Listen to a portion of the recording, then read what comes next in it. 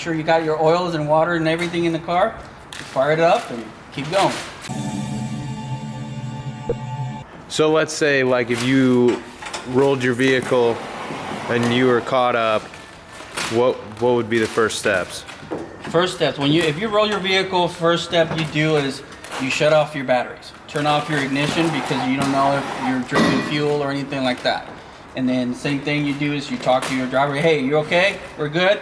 And then you start unbuckling your seat belts. If you're upside down, you unbuckle your seat belts, and then you help the other person do that. And you walk out, you crawl out, and then you assess the issue, and you either put the car back on its wheels, or you just try to get in a safe spot. And then after that, you flip the car back on its wheels and assess the problem. Make sure you got your oils and water and everything in the car. Fire it up and keep going. So that's the safest thing to do. But you always check your driver. Make sure you're okay, nobody got hurt, and then you assess the vehicle. The vehicle can be fixed. It's just your other person is, want to make sure that they're okay. Yeah. Let's say like you need to call for help.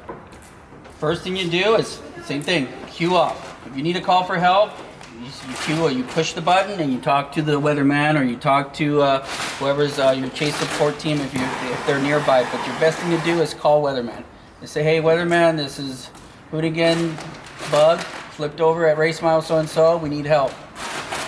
We're okay, or we're fine. We're on those on the safe side. But if you're on course, the best thing to do is make sure you check that there's no cars coming. You unbuckle, then you safely walk out, because if there's a vehicle coming behind and you're on course and you're flipped over, they don't see you, or they might not see you as they're coming in fast, and they can hit you. And if you're not buckled in, you're a rock in the car. It'll toss a car, and then you'll go out somewhere, or you'll hit yourself in here. So that's one of the things. You always got to make sure that first of all your pilot or your co-pilot's okay, and then you look around, everything's safe, you unbuckle, and then you start getting out. So if you see, like if you're in the middle of the course and you see something going on, and you start waving, the cars are coming, so that way the driver can get out and safely, So that's one of the key factors, that you always try to make sure that everybody's safe, or yourself is safe. But we're good. This thing worked. We're good there. Push the talk button right there. Radio's functional. Intercom's functional. I'm just gonna test it and tidy all the wires up, and we're gonna do a test radio. And there we're done. We've tested. We're gonna turn on the car to make sure we don't have any background noise. You need to turn on the car? Yeah, we're gonna as soon as he's done. Okay. We're gonna turn on the car, make sure we don't have any background noise or engine noise on the radio.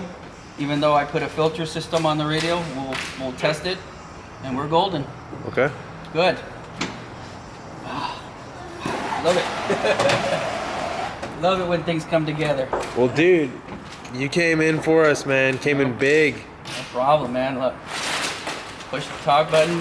Push the talk button on the steering wheel for the driver, and push the talk on the co-pilot. There we go.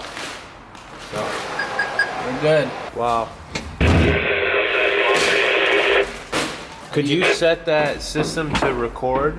Yes, we're gonna do that. We're gonna, tomorrow when you guys come and pick up your helmets, we're gonna provide you with a cable that you can hook up to your either iPod or your recording device, and you'll be able to record whatever you guys are talking here. And if you guys key off the radio, you'll be able to record what you guys are talking.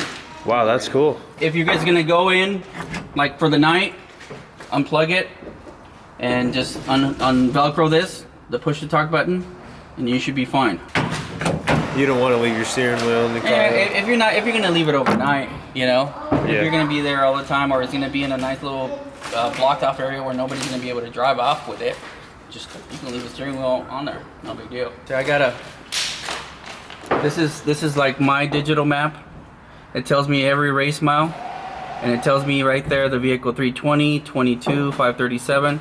So what I usually do is I click on that on my laptop, and it'll tell me if he's moving and how old the information is, and it gives me the map of the whole race through the whole peninsula.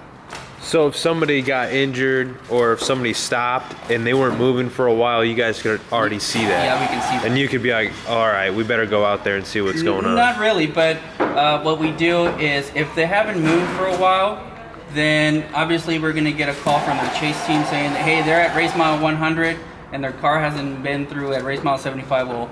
We'll radio them and say, hey, okay, your car's been there for 5 minutes and it hasn't updated and it has not moving.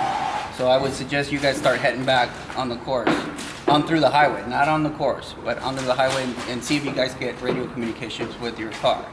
But normally what I do, what usually happens is I'll get a radio communication from 320 race saying, hey, can you tell my chase team at race mile 100 that we're broken, we need a tranny or we need fluids or whatever.